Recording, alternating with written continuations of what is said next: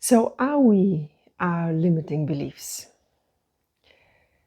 There's, in this day and age, a real drive to explore limiting beliefs, to overcome them, to rewrite the script. And it involves diving deep into the subconscious. And I have certainly been exploring that in recent years. And there's a lot of insights to be gained. This is how you deal with childhood trauma and the script that you've inherited as a child. This is how you uncover intergenerational patterns, and you can loosen up whatever there is for you on that front. But very fundamentally, we're not any of that. So we have the level of the mind where the conscious mind, if you have done any amount of introspection, or if you have meditated, you would notice that you can hear the thoughts, or you can experience the thoughts as they arise, as they go. Sometimes you get taken along for a whole procession of thoughts, and you may not even realize you're thinking, but as soon as you catch yourself, then you know immediately in direct experience that you've just been taken along with this procession of thought.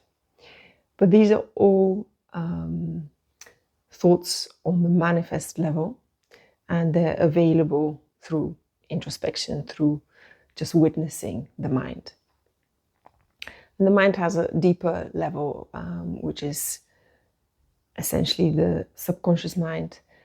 There, the patterns that are shaping the outward behavior, the outward, perhaps limiting patterns that are holding you back from achieving your goals, or from, daring, for example, to be fully yourself, to let your environment know what your needs are, and in general live a happy life. There could be all of these unconscious patterns that are in the way, and they may have all sorts of origins, as I said, from your own childhood and intergenerationally. So through family constellations, through inner child work, you can get in touch with that, and you can heal various aspects that are limiting you on the personal level, and the expression that you are able to give to in your life in this world. But I want to dive a little bit deeper to see what it is that we truly are. So look even underneath that level, that it's still a level of the mind. And are we any of these limiting behaviors or emotional reactions that are perhaps not helpful in our daily life? And it may very well be useful to work on these. So I'm not suggesting that no effort should be spent there. I've myself done that for a long time.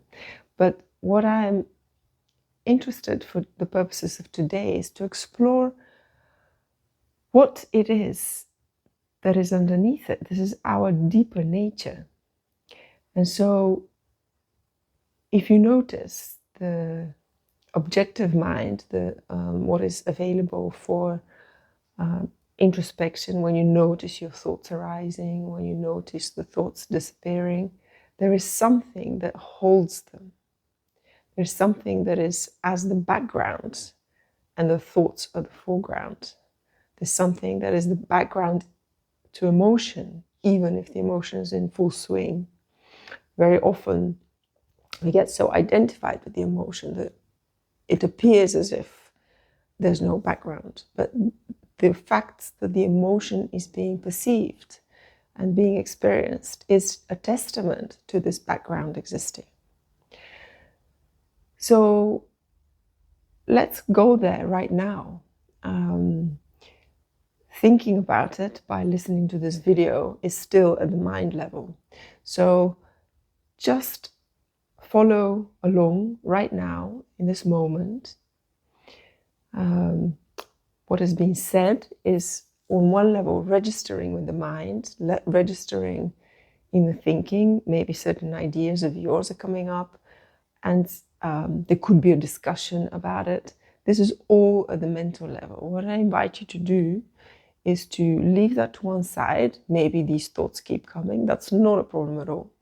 But the invitation is to sink down and observe that as it happens.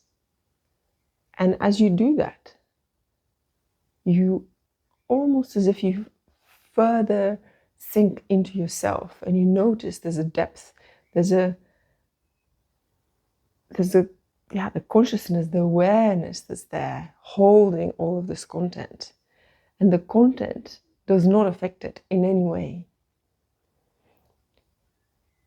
And if you've been in spiritual circles, perhaps you have assumed that all the personal, so all these patterns will have to disappear in order for there to be a taste of this state of oneness, or of this background as the one.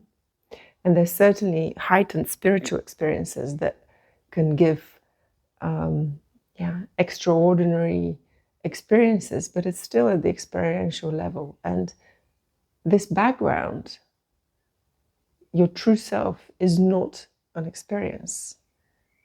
It is what holds all experience. And it's available right now. So very often the mind makes this big picture of what it should be, and it's usually something that's unachievable, and there is nothing to be achieved.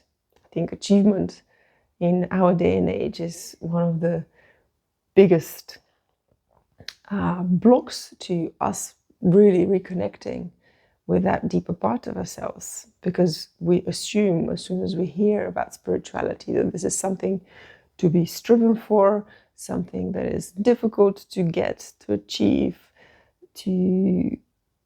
it's almost, it turns it into some kind of materialistic concept to be pursued. And the message of all the spiritual teachers points to this being the background to your experience in all circumstances, and it's available for everyone. And this message can be very triggering for the mind. So when you hear it, especially if you've been following a certain path, the mind may even protest, because there's been a certain amount of investment in that path.